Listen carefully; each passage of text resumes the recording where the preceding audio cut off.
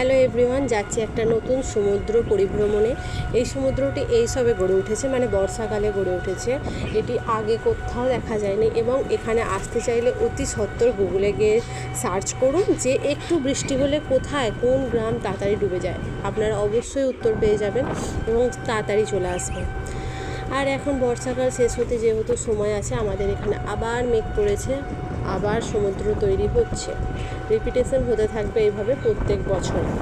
তো আপনারা প্লিজ তাড়াতাড়ি আসুন। অনেক জায়গাতে দেখেছেন সমুদ্র, এখানে একটু নতুন দেখতে পাবেন। এখানে আমাদের জমি বলে কিচ্ছু নেই, জমি সব ডুবে সমুদ্র হয়েছে এখন। মাঝে মধ্যে একটি করে দ্বীপ দেখতে পাবেন এবং সেই দ্বীপ ঘুরতে ঘুরতে আমি আপনাদের দেখাচ্ছি। যদি ভালো লাগে অবশ্যই এখনই বুকিং করুন এবং আমাদের গ্রামকে আরও উন্নত করুন, যাতে একটু উন্নত হতে পারে, মানে উন্নত যেখানে একটু অন্তত পরিষেবা ভালোভাবে দেবে।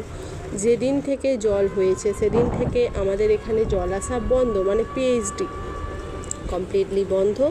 এখন পিএইচডি স্টার্ট হয়নি এবং হতে সময় লাগবে বলেছে।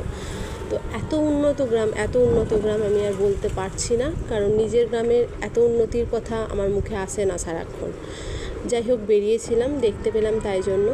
সাঁতার কাটতে পারলে আমি অবশ্যই সাঁতার কেটে দেখাতাম যে হ্যাঁ এখন জমিটার কীরকম অবস্থা আর কীরকম অবস্থায় আমরা আছি। কিন্তু আমি যেহেতু সাঁতার কাটতে পারি না, তাই আমি এরকমভাবেই দেখাতে অভ্যস্ত হয়ে যাচ্ছি ক্যামেরার জন্য।